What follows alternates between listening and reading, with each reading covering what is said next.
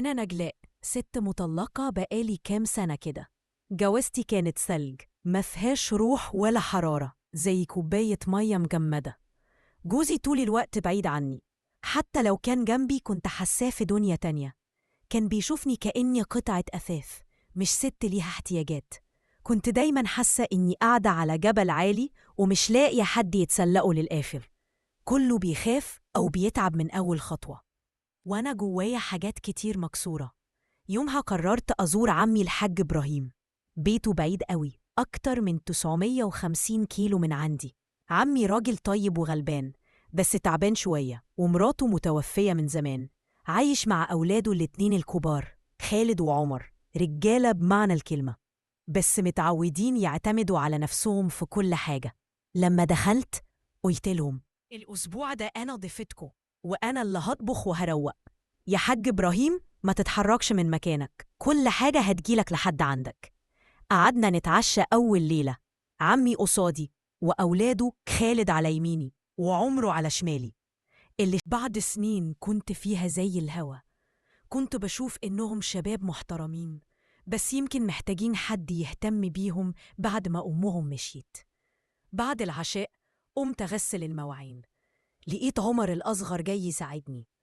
كل ما يمد إيده ياخد طبق يلمسني بخفة، لمسة بريئة بس فيها توتر. حسيته خايف وقلقان، مش قصده حاجة وحشة. اتظاهرت إني ما أخدتش بالي، بس لما رجعت أوضتي فضلت أفكر ليه اللمسة دي سببت لي إحساس غريب. حسيت إني عايزة أساعدهم أكتر وأريحهم من التعب اللي في عيونهم. خالد كان هادي قوي وبيبص من بعيد، وده خوفني شوية، كأنه بيراقب الموقف كله. في نص الليل صحيت عايزة أدخل الحمام، ما كنتش عارفة مكانه بالظبط. فتحت باب واتصدمت، لقيت عمر واقف تحت الدش، بس مش زي ما كنت متخيلة خالص. كان شكله تعبان قوي ومحبط، حاطط إيده على راسه كأنه شايل هم الدنيا. جسمه باين عليه الإجهاد من الشغل والمسؤولية، المية نازلة على وشه كأنها بتغسل همومه. اتسمرت في مكاني من الإحراج والصدمة، مش عشان شفته، لأ، عشان شفته بالحالة دي. هو لمحني، اتخض، بس ابتسم ابتسامة صفراء وقال بصوت مكسور: آسف يا نجلاء، ما كنتش متوقع حد يصحى دلوقتي. اللحظة دي كانت فارقة. قربت منه بعفوية، قلت له: مالك يا عمر، شكلك مش على بعضك. اتنهد وسند على الحيطة وبدأ يحكي لي عن الضغط اللي عليه هو وأخوه غالب بعد موت أمهم. المسؤولية بقت كبيرة، وعمهم تعبان ومحتاج علاج. قال لي: أنا مش قادر أتحمل أكتر من كده. حسيت بطعنة في قلبي. كان واقف قدامي مش شاب متهور، لأ، طفل شايل حمل جبل. طبطبت على كتفه وقلت له: ما تخافش يا عمر، ربنا كبير وأنا هنا ساعدكم، اعتبرني أختكم الكبيرة. مسك إيدي وبصلي بامتنان حزين وقال: وجودك في البيت مريشني قوي. اللمسة دي كانت نار، بس أنا طلعت وأنا دماغي بتلف. كنت حاسة إن القصة دي مش زيارة، دي مهمة إنقاذ لعيلة محتاجة سند.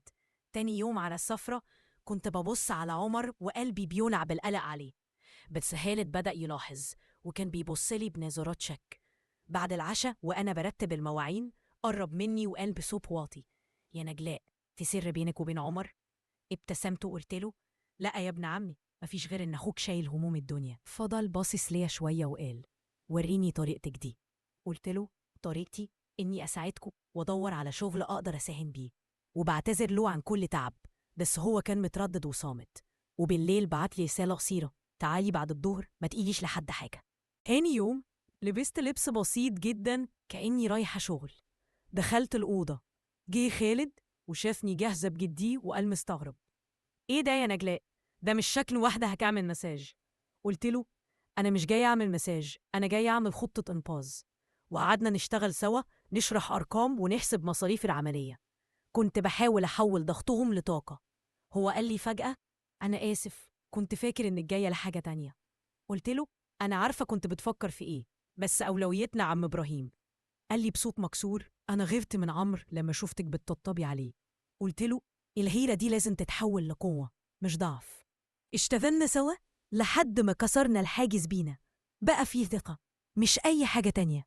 لما خلصنا وشنا كان مليان عرق، بس عرق إنجاز. تاني يوم قعدنا نفكر بخطة جديدة. كنت أنا الشرارة اللي بتشعر حماسهم. وفي نص انشغالنا دخل عمي فجأة وشافنا وسط الورق واللخبطة. وشه كان مصدوم، قال بصوت حزين: إيه اللي بتعملوه ده؟ بتتفقوا عليا؟ وقع على الأرض ومسك صدره. جرينا عليه بس للأسف مات. الصدمة كانت زي السيف. البيت اتقلب حزن وصراخ، وأنا كنت واقفة زي الصنم. بعدها طليقي عارف كل حاجة من عمي قبل ما يموت. جالي برقة الطلاق ورجعت شقتي وحيدة مكسورة. قعدت لوحدي بشتغل شغل بسيط عشان أستر نفسي. قلبي مليان ندم وجسمي بقى رماد. كنت فاكرة إن الموج هيساعدني بس طلع بيغرقني. كنت فاكرة الجبال سند لكن لقيتها مقابر لراحتي.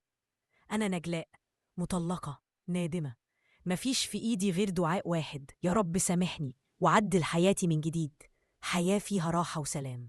القصة دي بتورينا إن سوء الفهم والانفعال من غير تفكير ممكن يهد بيوت، وإن الهموم لو ملهاش حل واضح بتتحول لضغط نفسي يهدم أرواح. الدراما مش في الخناق، الدراما في التضحية والخوف على اللي بنحبهم. نتعلم إن المساعدة لازم تكون بحكمة وما تسيبش مجال للشك، واللي ما يطلبش المساعدة لما يحتاجها هو اللي بيهدي الجبال اللي حاول يبنيها.